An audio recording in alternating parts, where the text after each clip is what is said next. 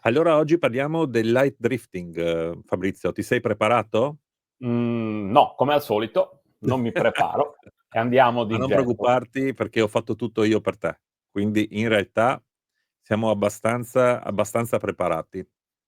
Ma lo sai meglio di me che le cose preparate, non sono belle come quelle che vengono spontanee. Poi questa è una pesca che io faccio da tantissimi anni e quindi diciamo che mi viene molto di più parlare di getto che prepararmi qualcosa, come sempre d'altronde. Vabbè, allora visto che parliamo di moltissimi anni, non posso altro che fare che condividere la tua opinione, visto questo video che mi hai mandato, in cui direi che non è stato girato l'altra settimana. Però non pensare che siano tanti anni, eh. Vuol dire che stando qua con me sul canale invecchi sei invecchiato molto velocemente, mettiamola Sono così. invecchiato velocemente. Questo video avrà, ehm, 5 anni forse, 5, 6 anni. Beh, 5, 6 anni sono tanti, sono una Ah, vita praticamente. questa è in assoluto una delle mie pesche preferite, soprattutto a questi signori qua, a questi pesci rosa, che da qui non si capisce bene perché sembra un pesce molto piccolo, però adesso che lo stavo tirando su col coppo mi stava per rompere il coppo. Era un pesce di più o meno quasi 4 chili. Questa è una pesca che non ha limiti come tipologie di pesci e tipologia soprattutto di grandezza dei pesci. Chiaro? Puoi andare a Ovvi trovare anche pesci molto grandi quindi. Decisamente. Ovviamente è una pesca come tutte che c'ha dei limiti che dopo andremo a vedere piano piano, però se le condizioni lo permettono e ti piace andare a prendere dei pesci importanti con attrezzature molto leggere, questa è la pesca che fa per te.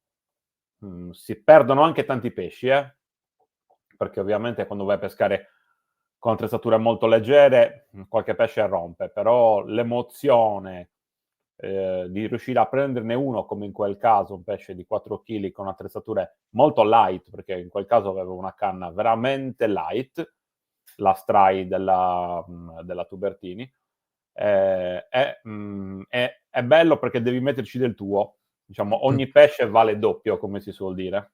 No, ma sicuramente l'emozione di tirare su un pesce così con una canna così sottile non ha prezzo, nel senso che veramente è un'emozione incredibile. Chi non ha mai provato a prendere un pesce grande con una canna piccola non può capire cosa si prova, perché sei sempre con l'adrenalina e con il Bravo. timore di fare un movimento sbagliato, di non essere perfetto come invece devi essere, e magari dici: "Preferisco farlo stare ancora un po' sul fondo, oppure è meglio insistere, chiudere la frizione e cercare di tirarlo su." Non è facile.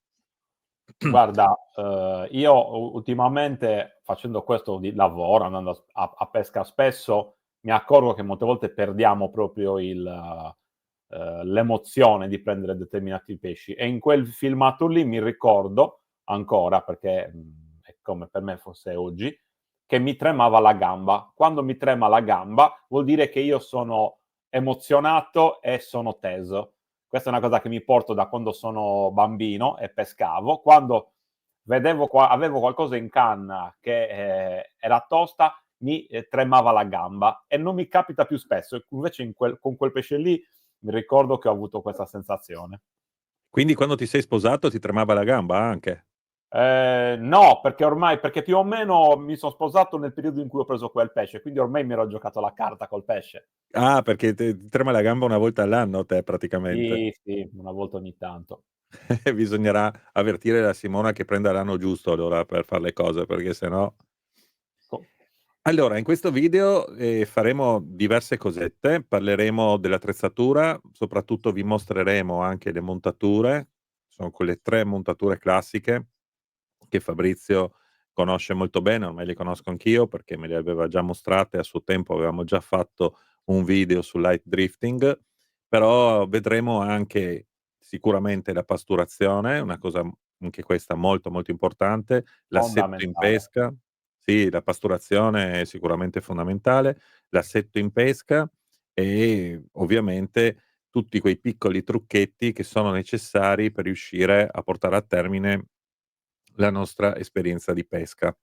Allora, io direi di iniziare proprio dall'attrezzatura, ma Sì. facendo una carrellata velocissima, cioè proprio, spiegando quali sono le canne, le misure, il Okay, mulinello, il filo che metti sul mulinello, per fare un'attrezzatura, giusta insomma, che tra l'altro io spero, che tu mi darai anche i prodotti, i link che potrò aggiungere in descrizione, in modo che chi fosse interessato a vedere di che prodotti si parla, eccetera, troverà il link giù in descrizione. allora domani ti farò un link perché, guarda la mia faccia, lo vedi che solitamente è bianca, oggi è bella rossa, perché son 2 giorni a mare, perché stavo producendo del materiale per la live della settimana prossima, che tu Ah, ancora non conosci. io come no, sì certo, E sì che cosa sarà? conosco. La live fatto sul morto manovrato. Vedi che la conoscevi? Oggi oggi mi è toccato fare un 12 ore per riuscire a fare un bel pesce, la settimana prossima, faremo vedere un po' di cose anche in quello, delle nuove attrezzature, ci sarà da divertirsi. Bene, Detto questo andiamo, sul nostro light drifting. Allora, light drifting, è secondo me una parola che racchiude, ehm, tante tipologie, cioè, tante tipologie di pesci, perché la maggior parte di persone conoscono il light per fare pesci, di superficie, per l'esattezza tutto ciò che è tunnide, quindi dal tonno stesso, ovviamente non in light, ma in drifting, perché la differenza è ben poca, solo l'attrezzatura. Palamite, parliamo di alletterati, parliamo di alla lunghe, tutti questi pesci qua. Noi qui in Sardegna facciamo un light, perlomeno io faccio un light leggermente diverso. Non pesco nei primi 20 metri nella superficie, ma tendo ad andare nei 20 metri sotto di me, cioè i 20 metri più vicini al fondo, quindi io pesco solitamente tra i 40 e i 60 metri. Però questa è una cosa mia, perché normalmente il light viene fatto per pesci di galla. Ovviamente qua cambia la pastura, quindi possiamo pasturare più in alto, più in basso, e siamo noi che ci portiamo i pesci in una determinata posizione. Però questo lo vediamo, più avanti quando parliamo proprio di pasture. Allora, solitamente, si utilizzano delle canne abbastanza lunghe per i light. Io vi consiglio, se volete fare un light, sia di pesci di galla che pesci a fondo, non esagerate con la lunghezza, perché, la canna molto lunga va bene per i pesci di galla. Se diventa troppo lunga con i pesci di fondo avrete qualche problema in più. Quindi ragioniamo su canne da 3 metri e mezzo. La 3 metri e mezzo è una di quelle canne che ti permette di fare un po' tutto. Se invece vuoi andare a pescare, solo pesci di galla, come le palamite, eccetera, eccetera, possiamo usare anche delle canne più lunghe. Ho amici che usano 4 metri, addirittura 5 metri. Capite bene che queste lunghezze qua, però, in profondità, diventano un po' più problematiche. Quindi lasciamo un ampio margine tra i 3 metri e mezzo e i 5 metri. Adesso mi viene in mente una canna, abbastanza buona, che a me piace e soprattutto che non costa tantissimi soldi, è la Technium della Shimano, una canna da 3 metri e mezzo, si chiama Technium Light Drifting, una canna molto bella che potete provare. Poi magari metteremo anche il link. Io in passato ho usato svariate canne della Tubertini, come la Stray, che però, credo che oggi non ci sia più, una canna molto morbida, la Live Drifting, eccetera, eccetera. Ci sono svariati tipi di canne. Io in questo caso però rimango sempre tra Tubertini e Shimano, sono le aziende su cui preferisco pescare. Queste canne sono abbastanza morbide, nel senso che, noi possiamo andare a incrociare dei pesci molto grossi e siccome non abbiamo, dei fili particolarmente spessi, perché ovviamente se andiamo con fili troppo grossi magari i pesci non ci mangiano, dobbiamo ragionare su una canna morbida, un po' come il concetto della bolognese. Diciamo che, permettetemi il termine, la canna da light è la bolognese da terra, più o meno. Quindi noi con la canna riusciamo a fare il grosso del combattimento, rispetto magari invece a una canna da bolentino che, essendo un'azione di punta, è una canna molto tosta e se non stiamo attenti con le frizioni tendiamo a rompere. La canna da light invece è una canna molto morbida che ci aiuta e ci accompagna. Per questo questo tipo di pesca è molto bello, perché avere un pesce grosso con una canna del genere è come danzare, hai sempre questa canna sali e scendi, puoi prendere la canna e metterla completamente in acqua, perché per contrastare le sfuriate dei pesci molte volte sei costretto a mettere anche la canna in acqua. Tutto questo a me personalmente porta molta adrenalina, e poi una pesca anche molto tecnica, molto elegante, chiamiamola così, esattamente come la bolognese. Per chi conosce questo tipo di pesca sa che la bolognese, per prendere un bel pesce con dei fili molto fini, devi essere bravo e la canna ti deve aiutare. È lo stesso nel light. Penso che come concetto sulla canna possiamo Va più chiuderla che qua. bene, quindi una canna parabolica per farla proprio. È una canna, sì, decisamente son canne E quindi molto sono canne paraboliche. telescopiche, immagino. No, non sempre. Esistono delle canne telescopiche, quella che, per esempio ho consigliato io, la Tecnium della Shimano, no, è una canna in 3 pezzi. Io stesso con Tubertini ho usato sempre canne in 2, 3 pezzi, sempre per il discorso che, avendo canne del genere, gli anelli rimangono sempre in linea, quando invece tu c'hai una canna telescopica, molte volte gli anelli ogni tanto si spostano e raddrizzare una canna da 4-5 metri in barca non è proprio una cosa semplice, è abbastanza fastidioso. Quindi io preferisco usare canne in 2-3 pezzi, però si usano normalmente anche canne telescopiche, cosa che io invece non consiglio mai nel bolentino. Per esempio la canna telescopica nel bolentino per me potrebbe non esistere e non succederebbe niente. In questo caso invece la canna telescopica ci dà una grossa mano, perché le canne telescopiche son leggermente più paraboliche rispetto a quelle a 2-3 pezzi. Ehm, Invece il Abbiamo dei discorso mulinelli. discorso mulinello, diciamo che qua, secondo me non c'è un limite, cioè mentre nel lo spinning abbiamo un mulinello ben centrato, nel bolentino usiamo i classici mulinelli da surf, quindi mulinelli lenti. Abbiamo un po' tutte le tecniche, abbiamo un mulinello. Nel light, la verità, io ho usato mulinelli di tutti quanti i generi e mi sono sempre andati bene, anche perché normalmente il recupero di questi pesci è molto lento. Quindi, che tu abbia un mulinello veloce, un mulinello lento non è un problema. Sono passato da mulinelli da spinning, quindi dei classici 4000, a utilizzare un mulinello da bolentino, quindi da surf, 5000, 8000, e ho usato anche mulinelli come l'Artica di Tubertini, che era sempre un 8000, un mulinello un po' più tosto, diciamo, o l'Api Power. Vi ricordate che sono mulinelli che si usano anche per le pesche verticali. Quindi, a seconda un po' della canna che uso e dei pesci che vado a insidiare, cambio mulinello.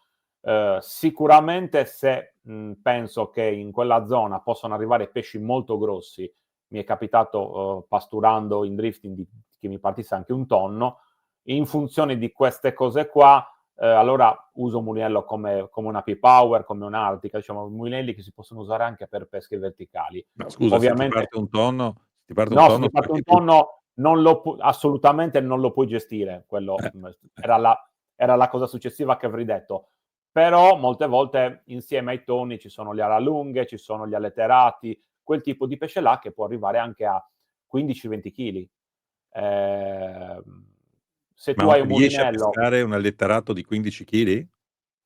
se hai l'attrezzatura giusta te la puoi giocare, te la puoi giocare. Anche con grosse palamite. Sicuramente è una pesca leggermente più mirata, devi sapere che quei pesci ci sono e devi andare un pochettino più tosto. Però se hai un mulinello come quello che ho detto con Happy Power, se non ricordo male, Mattia, il mio dipendente, ha fatto un tonno da 50 kg con una P-Power Yellow 8000. Quindi sono comunque mulinelli. Poi magari dopo quel pesce l'ha dovuto mettere in cantina perché gliel'ha smontato, però comunque quel tipo di mulinello là riesce a gestire anche un pesce da 50 kg, quindi con un pesce da 15-20 te la puoi giocare sicuramente. Ovviamente dipende dai finali che hai. Vedete come comunque stiamo parlando di un range di pesci molto molto ampio. Si parte dalla tanuta dal mezzo chilo a 1 chilo a un alletterato che può essere 20 kg. A me mi sono partite anche grosse lampughe, altro pesce che magari non pesa tantissimo, però parliamo di pesci anche di lunghi 1,5 m, se non 2, con una forza incredibile. A me sono capitate sempre con attrezzature molto leggere e non sono mai riuscito a portarla a tiro, però in pastura può entrare qualsiasi pesce, compresa le grosse ricciole. Ovviamente adesso stiamo facendo un discorso molto ampio. Quando vai a fare questa pesca normalmente ci accontentiamo di pesci molto più piccoli, però sapendo che possono arrivare possiamo anche essere pronti e perché no tentarci un combattimento con questi big. Ovviamente quando vai a ragionare su questi pesci qua sei molto limitato, cioè se ti arriva quel pesce te lo puoi giocare, se invece arrivano la quantità di pesci, quindi pesci più piccoli e divertenti, se sei troppo grosso poi non riesci a pescare, quindi comunque devi sempre fare una scelta. Io normalmente quando vado a fare questa pesca qui mi piace divertirmi, quindi mi piace fare quantità, una pesca dinamica, con le tanute, con tanti altri pesci, e quando entrano in pastura determinati pesci di branco è molto divertente. E oltretutto fai anche in fretta a fare dei grossi carnieri, tant'è che riguardo a questo, il light è una di quelle pesche dove spesso e volentieri fai un recupero lento, quindi tutti i pesci che noi andiamo a prendere possono essere liberati. Mi è capitato di fare delle pescate in alcuni posti veramente impressionanti, solo per il gusto di farle, senza poi tenere pesci in barca, perché eravamo lì a divertirci, abbiamo fatto veramente delle pescate incredibili che se avessimo portato a casa tutti quei pesci sarebbe stato veramente una strage. Io ormai su questa roba qua sono molto rigido, nel senso che vado a pesca e prendo i pesci che mi servono, mi diverto, tutto il pesce che ho in più lo rimetto in mare. Non devo vendere pesci, non devo fare niente di tutto ciò, non si può fare, ma non mi interessa proprio. Quindi ho il piacere di andare a farmi delle belle pescate, anche grandi pescate, e tornare a terra tranquillo, perché spesso e volentieri torniamo anche senza un pesce, perché molte volte non ci servono e li rilasciamo praticamente tutti. Questa è una cosa che capisco che non tutti fanno, non tutti è anche vero che ci siamo arrivati dopo tanti, tanti anni di pesca. E dopo Questo lo tante devo dire. tonnellate di pesce portato a casa. Dopo tanti pesci presi sicuramente, oggi io vado a pesca per il divertimento di andare a pesca, e spesso e volentieri mi porto via un pesce. Adesso per esempio nella pescata del video di prima, dove abbiamo fatto il parago, probabilmente, avevo preso, 80, 100 tanute tra il chilo e il chilo e mezzo, più quel parago, e che è stato l'unico pesce che io ho portato a casa. Tutte le altre le abbiamo liberate perché ero con un amico che non era sardo, stava in albergo, quindi non aveva neanche la possibilità di mangiarsi dei pesci. Io non volevo tanute, quindi le abbiamo tutte quante liberate. Abbiamo fatto una giornata bellissima, che Stefano si ricorderà per tutta la vita, ehm, senza dover trattenere niente, facendolo tutto in tranquillità. Come Ma d'altronde ma è bello liberare anche un tonno. il combattimento totale di quel pesce, quanto ha durato secondo te? Perché lì abbiamo visto le fasi finali solo. Allora, hai visto le fasi finali. Allora, se devo dirlo di cuore è durato mezz'ora. Se invece lo prendi al L'orologio? probabilmente con l'orologio sarà durato 3 minuti e mezzo, 4. diciamo che la fase critica nel light, quando peschi nel light fondo, è staccare il pesce dal fondo, perché le rotture le hai sempre nei primi metri. Mi sono capitati grossi paraghi, grossi dentici, e spesso e volentieri quando partono non riesci a frenarli, perché non hai una canna come nel caso della traina, e quindi loro strisciano, e molte volte mi hanno rotto il finale, facilissimo, il preterminale te lo rompono, e qualche volta mi hanno rotto addirittura il trecciato, quindi immaginati quanta forza hanno sul fondo. Io, utilizzando una canna molto morbida, non ho forza di sollevamento, quindi diciamo che quello è il momento critico. Però se tu riesci a sollevare di 5, 6, 10 metri quel pesce, poi da lì in poi non hai più la paura che rompa sul fondo, ed è tutto quanto divertimento. Arrivati lì, sì, secondo me un pesce del genere lo tiri su in 5 minuti.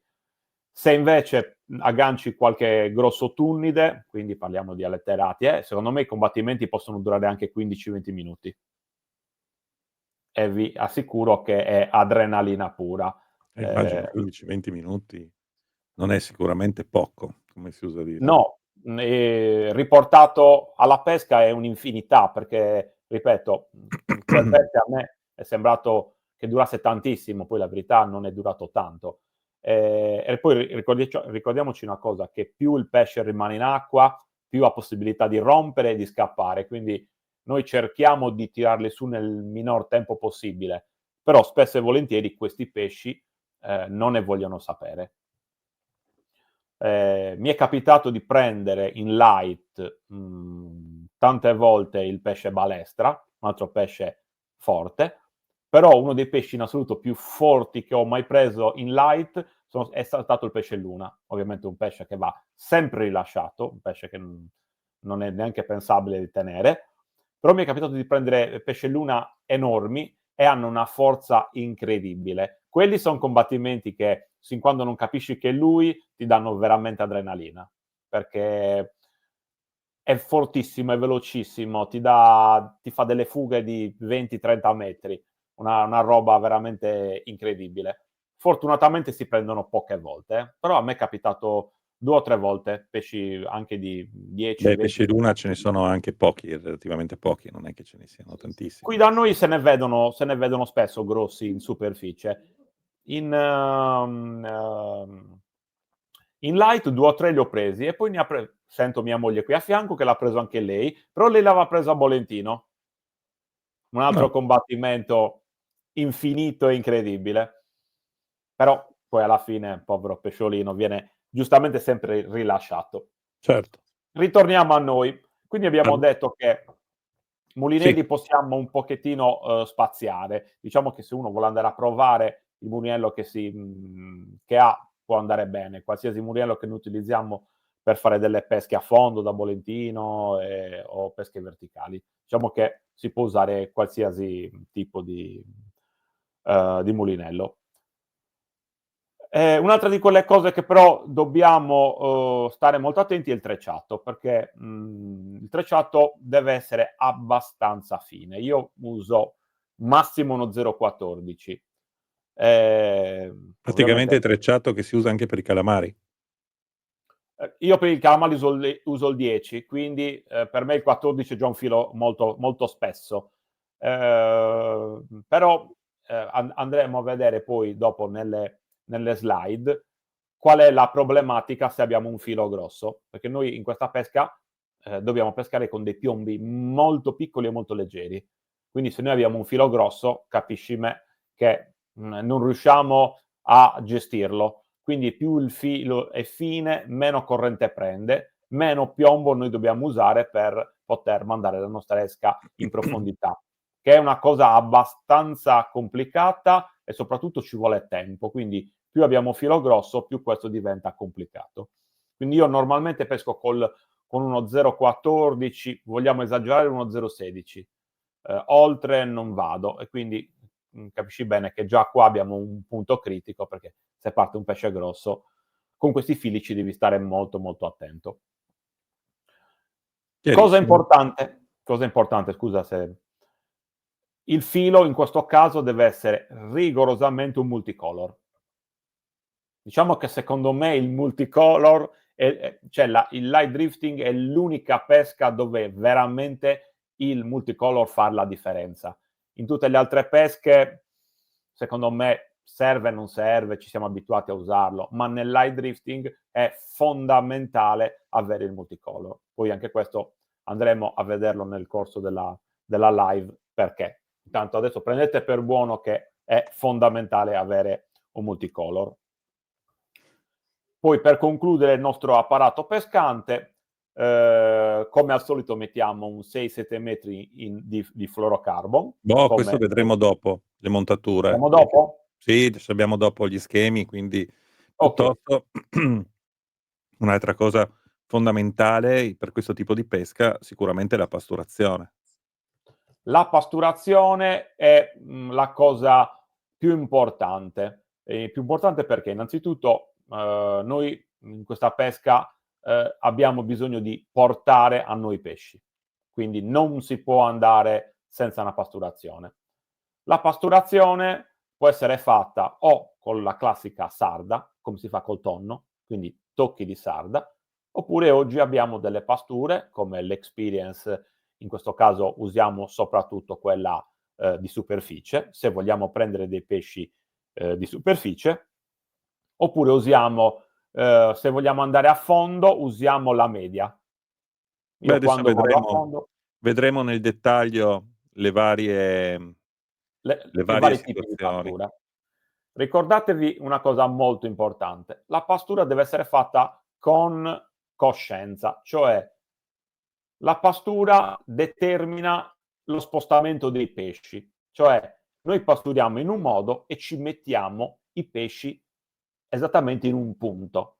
Poi dobbiamo essere noi bravi a capire dove ce li siamo messi i pesci e soprattutto dobbiamo essere molto bravi a mandare la nostra esca esattamente dove va la pastura. Questo è il segreto del light drifting. Chi capisce, sa fare questo, farà delle grandissime pescate. Se invece lo fai totalmente a caso, prenderai esattamente questo. Zero. 0. Perché? Perché noi ci mettiamo i pesci in una posizione e magari la nostra esca finirà esattamente da un'altra parte. In quel punto lì i pesci non ci saranno e la tua esca non verrà mai mangiata, proprio perché noi ci siamo messi i pesci in pastura, ok? Questa è la difficoltà del light, ok? Che cambia, poi non è uno schema sempre fisso, cambia ovviamente in base alla corrente al fondo che c'è. Io ho visto che mi hai messo nello schema la barca col motore elettrico di prua. Sì, ormai ci siamo abituati, abbiamo messo il motore elettrico di prua perché diventa tutto più semplice, ma questa pesca ovviamente noi per 50 anni, facciamo 45 anni, l'abbiamo fatta ancorati. Si può fare ancorati, chi c'ha l'ancora pesca con l'ancora, chi ha il motore di prua è molto più avvantaggiato, quindi chi non ce l'ha ancora, un consiglio, se lo vada a comprare, perché perché ci risolve veramente tantissime problematiche. Allora, questo è lo schema. Qui abbiamo la barca ferma col motorino elettrico di Ok, prua, come voleva fare appunto Fabrizio, e abbiamo la ok. nostra pastura che scende e che va ovviamente verso il fondo. A questo Adesso punto, vedi ovviamente, cosa la succede? mia, Arrivano vedi i che la mia pesci. deformazione professionale ha mandato la pastura praticamente a fondo, perché io vado a cercare questi pesci di fondo. Se invece noi vogliamo, scusate, io stavo indicando col dito, ma voi non lo vedete. Sì, vabbè, dopo 12 ore di mare capita anche questo. Se voi invece volete pescare pesci di galla, o alleggerite la pastura, quindi la tenete Beh, dopo eh, vedremo questa cosa delle pasture, perché ho fatto un paio di schermate anche su ok, questo. ok, ok, Comunque, ok. dopo che noi abbiamo iniziato a pasturare, dopo quanto tempo di solito, se ci sono i pesci, arrivano? È una cosa, una domanda a cui non posso dare una risposta, nel senso che ci sono volte in cui tu arrivi a mare, inizi a fare 2, 3, 5 minuti di pasturazione e ti metti i pesci sotto, perché magari erano già lì vicini, la corrente è giusta e il pesce arriva subito. Ci sono volte in cui ho dovuto aspettare anche 1 ora, anche 2 ore. E comunque Eh, non li vedi mai sull'ecoscandaglio quando arrivano in realtà, perché son sempre spostati. sono abbastanza spostati, sì, però tieni conto che quando c'è, movimento molte volte lo vedi già da prima, perché magari prima di fermarmi io faccio un giro, quindi vedo già che ci sono dei branchi di pesci e quindi mi metto in corrente per far arrivare loro. Quindi l'input che i pesci siano in zona ce lo puoi avere. Altre volte mi è capitato di, aspettare, tantissimo tempo. Ma Uhm, scusa una cosa, se peschi tra i 60 e 80 sì, metri o 40 e 60, comunque la pastura si sposta parecchio rispetto a dove stiamo pescando noi, con un si minimo di spo corrente intendo. si sposta parecchio. Okay, allora iniziamo a mettere un altro punto fermo di questa pesca. Allora, questa pesca, come ho detto, forse è la mia pesca preferita in assoluto. Perché non la faccio spesso? Non la faccio spesso perché questa pesca è legata alle condizioni atmosferiche, più che atmosferiche alle condizioni di corrente del mare. Cioè, se noi arriviamo in un posto, magari dopo aver fatto 1 ora di navigazione, ci fermiamo lì e la corrente è 0, noi questa pesca non la possiamo fare, perché la nostra pastura cadrebbe dritta e non riusciremo a metterci i pesci in corrente. Altra problematica: noi arriviamo nel posto di pesca, gettiamo la nostra pastura, le nostre esche e ci accorgiamo che c'è un fiume in piena. Anche in quel caso la light non può assolutamente essere fatto, perché ovviamente la nostra pastura andrebbe a perdersi e, come ti ricordi, Davide, il giorno della nostra gara, esattamente quelle condizioni. Ecco, in quelle condizioni là, con della corrente molto forte, dobbiamo andare via. Quindi noi utilizziamo questo tipo di pesca, ce la portiamo sempre come scorta, oppure ci portiamo come scorta un altro tipo di attrezzatura, per esempio il bolentino, perché se c'è troppa corrente, a bolentino puoi pescare con un 200 grammi, quindi comunque a fondo ci arrivi. Questa pesca purtroppo è legata tantissimo alla corrente, quindi per poter pasturare bene e metterci pesci in pastura, la corrente non deve essere media, quindi non deve essere troppo forte. Quindi questo è il grosso limite del live drifting. Dopodiché si cala il nostro attrezzo pescante e come vedi riusciamo a catturare finalmente il pesce. Però non è convinto, lo vedi? Non è proprio Ma, convinto. C'è qua cosa vuoi? È c'è quello che si qualcosa che non gli piace. sì, Allora quindi lì Allora, ovviamente qui noi abbiamo fatto, calare il nostro piombo, la nostra esca esattamente sui pesci. Visto così sembra facile. La problematica è esattamente questa: riuscire a mettere l'esca proprio davanti ai pesci. E questo noi lo andiamo a fare. Lo vedete che prima dell'esca c'è una cosa gialla? un piombo scorrevole. Davide l'ha fatta gialla, quello è un piombo scorrevole. Adesso io ve lo faccio vedere qua. Adesso ne prendo uno grande. Questo è da 50 grammi, che si usa pochissimo perché è molto grosso. Lo vedete qui? C'ha una scanalatura. Questo serve perché, ecco qua, vediamo se riusciamo. Noi lo andiamo, mettiamo il filo proprio nella scanalatura, lo vedete così. Poi andiamo a mettere, vediamo se li trovo, che oggi è tutta un'invenzione. Ecco qua, eccoli qua. Vedete?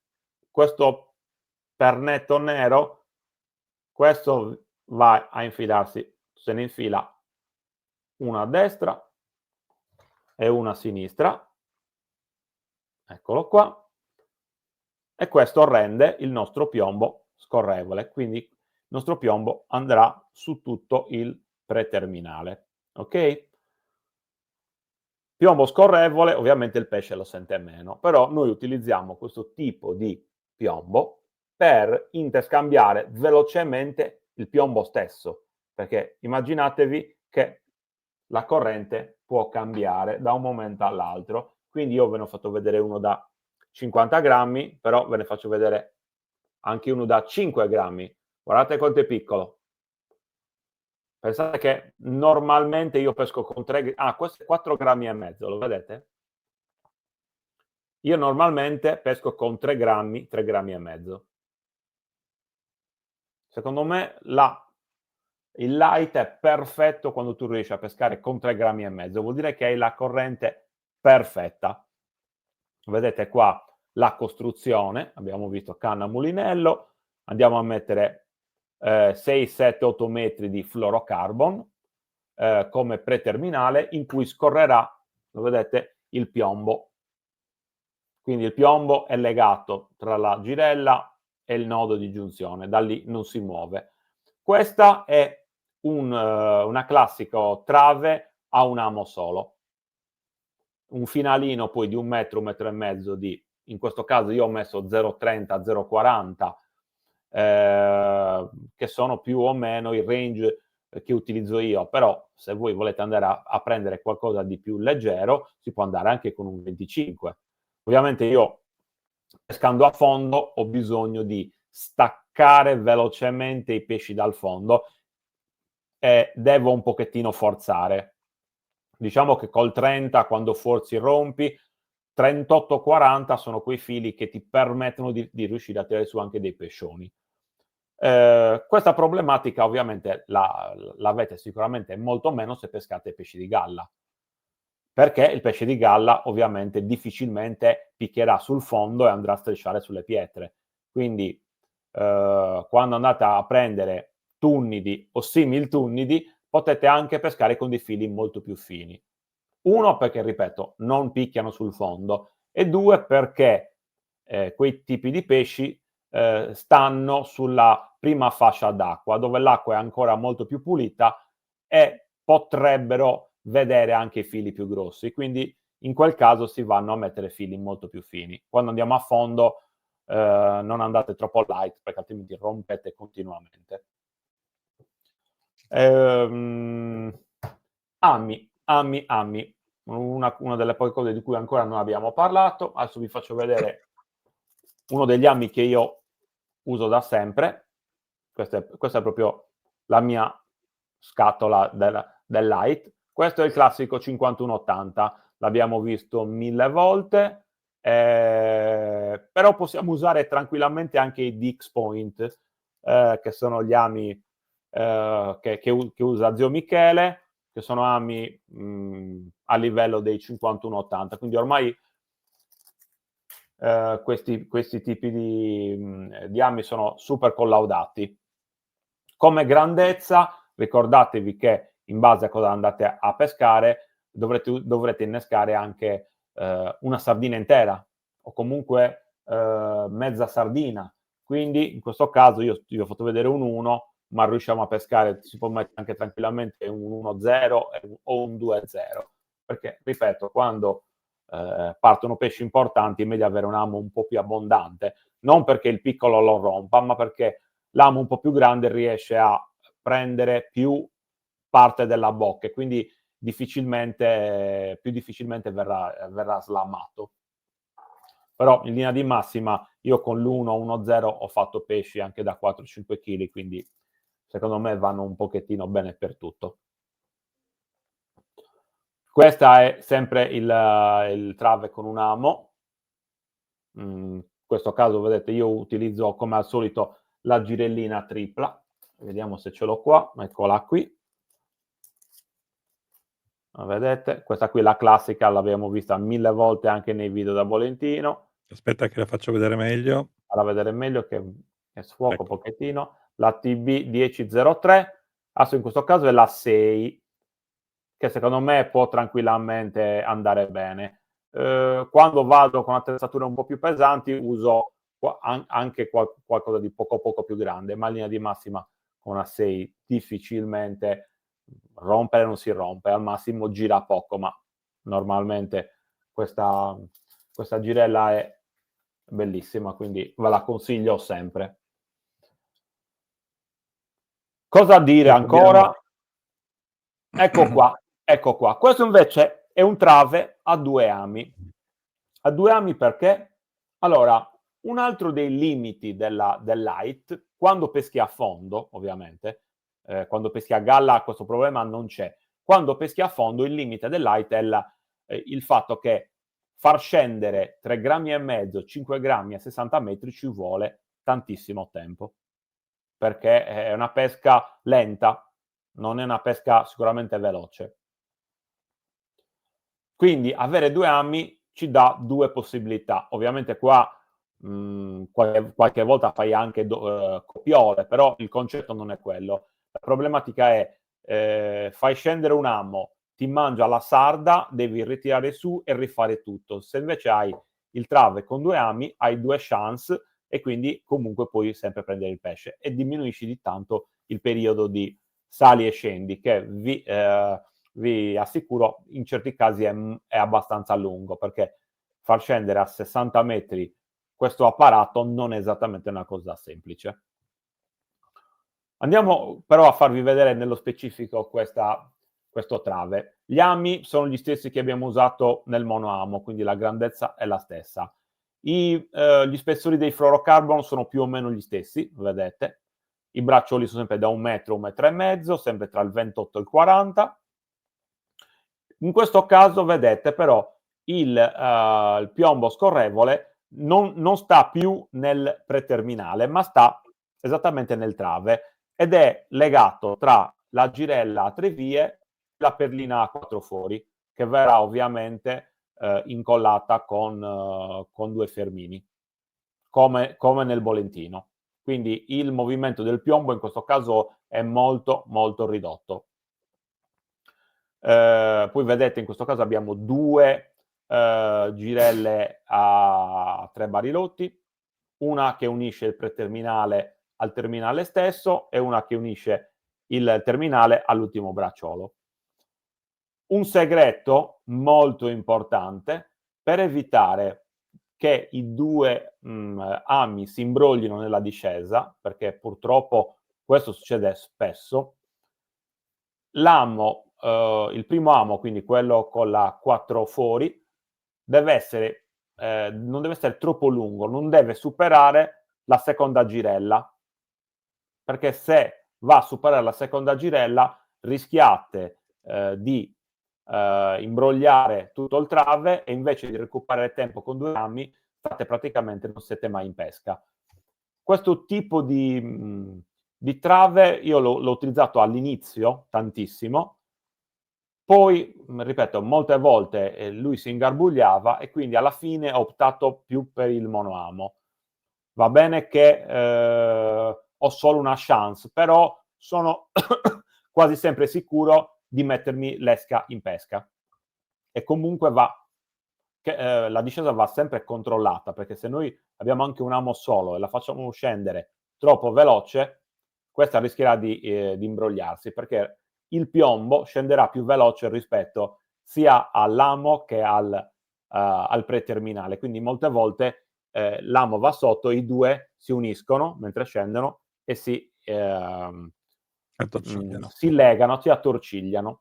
Quindi cosa fare? Io faccio un piccolo lancetto quando sto pescando, lancio, faccio cadere il trave in acqua, poi tiro con la canna e lo stendo per aprirlo e poi a quel punto mando giù, apro l'archetto e faccio scendere. Ogni tanto faccio la stessa cosa, fermo, tiro con la canna e lo rimetto sempre in tiro, in modo tale che lui scenda più dritto possibile.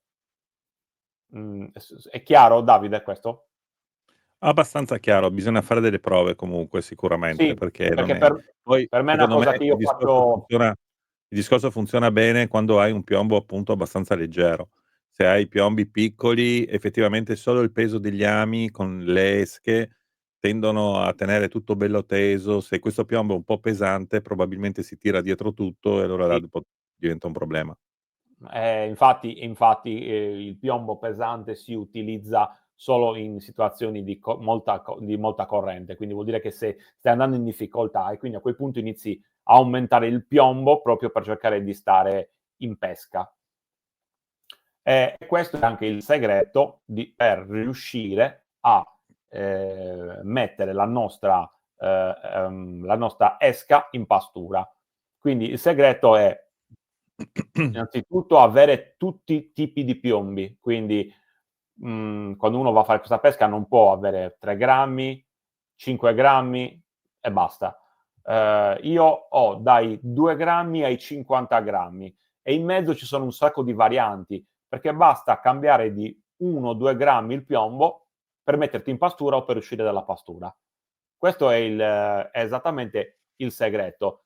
Sempre per spiegarvi questo meccanismo, vi racconto un aneddoto di pesca, così è molto semplice. Parliamo proprio degli albori quando ho iniziato. Mi ricordo che un giorno ero insieme a un amico, dopo un pochettino di pasturazione sono iniziate ad arrivare le tanute blu, tutti pesci da 1 chilo e 2, tutti pesci molto belli, un pesce dopo l'altro, addirittura molte volte doppietta, una pesca bella dinamica. Poi a un certo punto hanno smesso di no, bugia, non hanno smesso di mangiare. Io stavo pescando con 3 grammi e mezzo.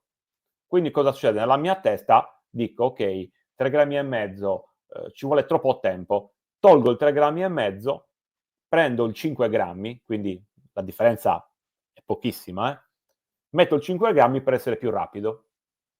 Mando giù il 5 grammi e il pesce non mangiava più. Ho aspettato 5 minuti, ho aspettato 10 minuti, 20 minuti, nella mia testa i pesci ormai non c'erano più, erano andati via, quindi ho detto: "Vabbè, è stato un momento". Recupero, perché mi ero un po' stufato perché stavo facendo bolentino e light, cosa che sarebbe meglio non fare mai insieme. Recupero e praticamente la sardina era perfetta, non era stata mangiata da nessuno, una cosa assurda. Faccio per smontare tutto quanto, quindi tolgo il 5 grammi, stavo per tagliare tutto, poi cosa faccio? Metto la mano in tasca e in tasca avevo ancora il 3 grammi e mezzo. Lo tiro fuori e dico: "Vabbè dai, facciamogli fare un altro tuffo, dai, se lo merita, ho già pescato bene". Ho messo il 3 grammi e mezzo, l'ho rimandato in acqua, ho iniziato a pescare, uno dietro l'altro. Questo perché? Semplicemente perché cambiando da 3 grammi e mezzo a 5 grammi, io mi mettevo fuori l'esca dalla pastura. Quindi con 5 grammi la mia sardina finiva 5, 6 metri prima della pastura e lì ovviamente i pesci non ci andavano. Io me li ero messi fate il conto, a 15 metri dalla barca, perfetto, il 5 grammi arrivava a 10 metri dalla barca e loro quei 5 metri non li fanno, perché tanto hanno la tua pastura, hanno i tuoi pezzi di sardina e loro da lì non si muovono. Quindi nel light, capite bene, fondamentale è capire che tipo di piombo ci vuole in quella determinata situazione, che Ma poi direi cambia. anche come pasturare, perché anche la pastura evidentemente ha una cosa svolge un'azione importantissima. Certo, però in quel caso era una pastura molto semplice, perché io avevo le sarde tagliate a tocchi e buttavo ogni tot minuti, buttavo come si fa un pochettino col tonno. Vabbè, Buttavo, buttavo, qua buttavo, qua per fortuna abbiamo anche un altro piccolo contributo. ecco qua. Questa è la mezzofondo, la fish on rod mezzofondo. Qua c'è l'impasto, qui abbiamo le sarde tutte pronte per essere tagliate e lanciate e queste son le cose che vanno utilizzate per fare una buona pasturazione. Abbiamo anche il tritasarde ovviamente e questa pastura quando viene lanciata in acqua lascia proprio diciamo in questo caso come vedete la corrente è proprio veramente minima, quasi 0, quindi non è una situazione adatta alla pesca, al drifting, al light drifting. Però il concetto è che bisogna avere in barca bisogna avere questi prodotti e utilizzarli nel modo corretto. Ecco, le fishing rod che vi ho mostrato prima sono appunto in 3 misure, sono nella versione superficie, vediamo, dovrei avere anche, vediamo se riusciamo, eccole qua. Sì, posso mostrarvele anche così. Eccoci qua. C'è praticamente l'Experience superficie, l'Experience mezzo fondo e dopo c'è l'Experience fondo. Di cosa in cosa si differenziano?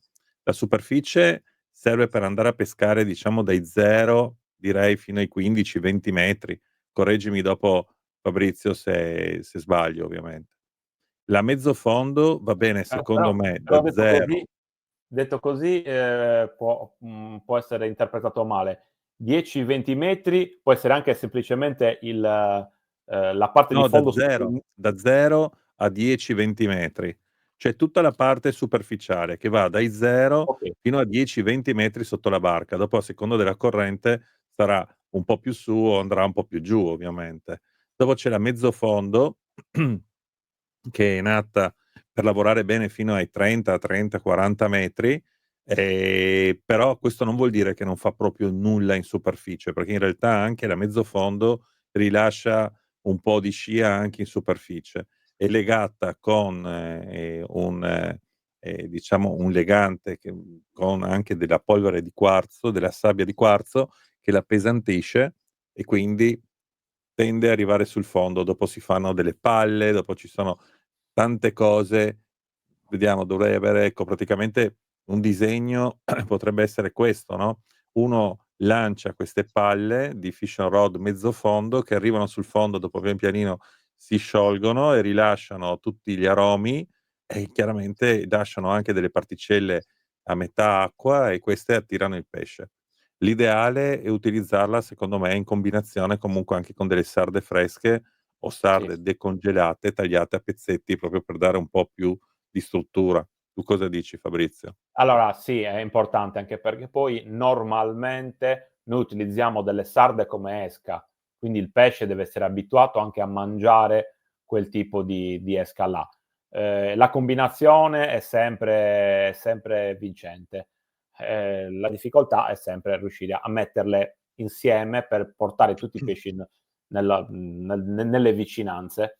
E dopo c'è ancora la fish and rod fondo invece, che va utilizzata proprio per il bolentino, proprio quello un po' più profondo, perché diciamo che lì riusciamo ad raggiungere e anche superare i 40, 50 metri di profondità.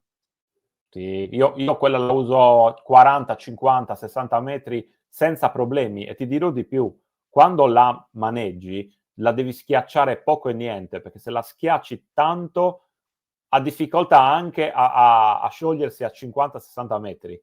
Quindi bisogna, maneggiarla poco per farla funzionare immediatamente. Se invece hai bisogno di grandi profondità o che la tua pastura si muova lenta, allora la puoi proprio schiacciare con le mani in modo molto energico e a quel punto diventa proprio una palla gommosa e ci impiegherà tantissimi minuti a sciogliersi. Io ho Questo ve lo trovato un sistema, comunque per renderla ancora più performante da questo punto di vista. Basta comprare dei bigattini, si prendono i bigattini, si mettono dentro nella palla, si schiaccia la palla molto bene, si butta, i bigattini in 1 o 2 minuti ti aprono completamente la palla, perché i bigattini hanno una forza tremenda, cioè il sì, ma bigattino, si muove e scava, apre, gonfia. Anche la palla schiacciata coi bigattini dentro, se la metti in un secchio d'acqua, vedi che nel giro di 5 minuti, 7 minuti si apre come una banana proprio e chiaramente rilascia tutti i pezzi di sarda e tutto il resto. sì, questa è una cosa che si usa anche nella pesca bolognese, la pastura col bigattino in mezzo. 1 perché loro pescano col bigattino, 2 perché Loro il pescano col bigattino bigattino. sì, il bigattino, mangia e smista la pastura in modo più veloce. Bene, Ehm, abbiamo visto anche il discorso della pasturazione. Io direi di vedere ancora un attimo gli inneschi a questo punto. Davide, guarda qui, salute. Ti Ma piace guarda la che bello, ma guarda che bello che sono. ah? Che Mamma mia. lusso. Stiamo Anche la diventa tazza si è fatto. sì. stiamo diventando, Sei stiamo diventato prendendo troppo tutte le, famoso, troppo sì, importante. troppo importante. No, Allora, volevo dire una vediamo un cosa attimo. prima di Innesco, dimenticarmi. striscia, calamaro. Okay, allora parliamo di esche. Allora, una delle esche che utilizziamo è il calamaro fresco. Qui in questo caso, abbiamo messo una bella striscia, deve essere bella lunga e deve essere bella fluttuante, si deve muovere perché i pesci devono proprio inquadrarla. Se gli mettiamo una striscia piccola e rigida, potrebbero non mangiarla. Questi animali sono incredibili. Molte volte hanno bisogno di abbondanza. E questa è una delle esche, più classiche. Molte volte riesco a trovare, ovviamente congelati, dei calamaretti così piccoli, di 3, 4, 5 centimetri, e allora quelli li innesco interi, proprio interi. Li buco nella parte finale e poi gli cucio la testa, un pochettino come si fa a traina. Ti esce proprio il calamaro perfetto e anche quello è micidiale. Però calamaro o anche totano va bene per te? Io non sono un amante del Totano in generale. Se devo dire la verità, non sono un grande amante neanche del calamaro, però è un'esca No. oggettivamente che si usa. Ecco, ci sono questi micro totanetti, micro calamaretti. Se rimane di questa grandezza va bene anche il totano. Quando i totani iniziano a diventare grandi, sono molto meno attiranti rispetto al calamaro. Ecco, questa è il la sa l diciamo l'innesco della sardina. Allora vedete, si taglia la testa, si taglia la coda si taglia perché altrimenti l'esca gira, perché la coda fa da elica e la nostra sardina girerà in, e nessuno te lo mangia. La testa la tagliamo per dare un po' di scia di sangue. Poi io in questo caso faccio proprio un taglio verticale su tutto il pesce in cui infilo il filo e poi attacco l'amo e poi vedete quegli incroci sono il filo elastico e quindi ti esce una sardina perfetta. E questo è un innesco che si può fare anche per il tonno ed è per quello che ogni tanto pastura, pastura, pastura, pastura, ogni tanto anche nel light ti parte il gigante. Lì ti fai 30 secondi di risate, poi devi chiudere e rompe tutto.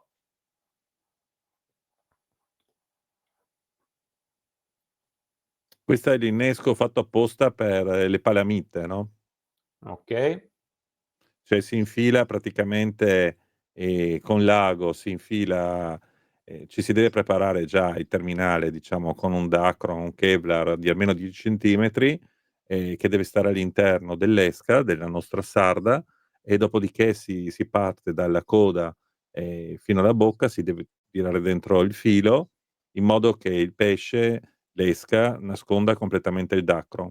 E il fluorocarbon può essere quindi anche abbastanza sottile, un 0,25, perché eh, sennò le palamite, soprattutto in mare calmo, con l'acqua cristallina, non ti fanno un po' mangiano. difficoltà a mangiare. Quindi Ehm tornando a quello che ho detto prima io, che a fondo devi pescare col 30-40, quando peschi palamite a galla più del 25 non puoi mettere. Poi comunque hai la trappoletta di Dacron, perché la palamita ha dei dentacci come i piranha. Esatto. Ehm, No, se no non riesci proprio, ti spacca, ti spezza sì, sempre il filo sull'amo, insomma, quindi la perdi. In questo modo qua invece riesci a pescare molto bene. Utilizzando una sarda intera ovviamente peschi la palamita, ma puoi pescare gli eletterati, puoi pescare tanti tipi di pesci diversi. Se son pesci che vanno oltre i 3, 4 chili, boh, allora il 0,25 si può ancora usare, però diventa molto difficile, ecco. e lì serve una buona canna che ammortizzi e poi devi essere bravo con la frizione, a tararti tutto perfettamente. Però son pesci che a galla possono fare anche fughe di 20, 30 metri senza avere il patema d'animo che ti striscino sulle pietre. Quindi è una pesca un po' più di attesa quella, però, ehm, con lo 0,25 si prendono le orate di 5, 6 chili e quindi, prendendo un'orata di quei pesi là, puoi prendere tranquillamente una palamita o un tunnide di qualsiasi genere. Eh, Prima l'hai Vo spiegato, lo possiamo far vedere proprio nelle varie fasi. Cioè la sarda si taglia la testa, si eccola taglia qua. la coda, si passa anche in questo caso il filo attraverso il corpo e dopo si cuce tutto con il filo elastico in modo che non si strappi facilmente la nostra esca. Molti fanno il filetto, quindi mettono solo mezza sezione, però mettendo il filetto, la sarda tende a rovinarsi molto facilmente, soprattutto se non hai sarde, freschissime. Quindi sarebbe sempre meglio metterla intera. Poi vi faccio vedere se ce l'ho qua, dovrei avercelo. Ecco, lo vedete? Un trucchettino per riuscire a legare la sarda senza distruggerla. Vedete, questo è un ago da innesco, ok? Ma io non lo uso come ago da innesco, io lo uso semplicemente, ci appoggio la sarda, vedete? Ci appoggio proprio la sarda, poi prendo il filo elastico e la allego completamente, quindi la uso come se fosse una spina dorsale. La allego e poi lo sfilo e la sarda esce perfettamente chiusa senza rovinarsi, perché viene tenuta dall'ago da innesco. Questo è un piccolo segreto quando avete delle esche troppo morbide che altrimenti si distruggerebbero. Detto questo, Io prima ho direi, detto Fabrizio, che abbiamo visto un po' tutto. una cosa importante, ritorniamo su quel discorso del multicolor. Sì, Ti ricordi? Che ho detto che il certo. multicolor è fondamentale in queste pesche qua. Perché? Allora, abbiamo detto che è già difficile capire dove sono i pesci. È abbastanza difficile riuscire a mandarci l'esca sui nostri pesci, okay. Tanti anni fa la nostra problematica era proprio quella. Noi trovavamo il piombo giusto, poi facevi scendere il filo piano piano, piano piano, piano piano, piano piano, però ogni volta dovevi poi riprenderti la taratura di dove arrivava la tua esca. E quindi cosa facevamo? Quando trovavamo i pesci, allora o prendevamo una penna e proprio segnavamo il filo, però capite che è un po' complicato. Molte volte ci legavamo un filo, però il filo si spostava.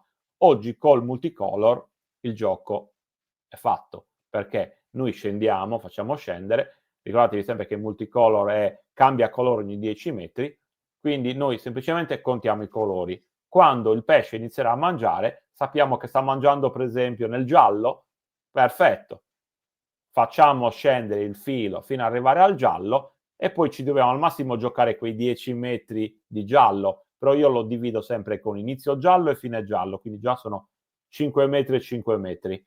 Quindi diciamo la nostra precisione col multicolor è quasi perfetta. Senza multicolor diventate matti, quindi se fate questa roba qui, tutta la vita multicolor. Una di quelle cose che sembrano stupide, invece No, ti no, risolve no, no, veramente, sono perfettamente d'accordo con te. Queste son quelle cose invece importanti. mentre in tutte le altre pesche il multicolor, tecnicamente non serve Bene. praticamente a nulla. E Fabrizio, per tutti quelli che ovviamente hanno domande, curiosità, vogliono avere qualcosa sapere qualcosa di specifico, lascino pure un commento. Ricordatevi di metterci anche un like, un mi piace, a noi fa sicuramente piacere. E ci sempre. vediamo la prossima settimana per questo video incredibile sul il morto manovrato. Vi Viviamo questi aspettiamo pescioni. tutti per il vivo è morto manovrato. Ah, okay, okay. Tutti e 2, scusate, Okay? scusate. Vivo Ecco, e morto manovrato. eh. Grazie a Okay. tutti e ci vediamo la prossima settimana. Ciao, ciao. Alla prossima. Ciao.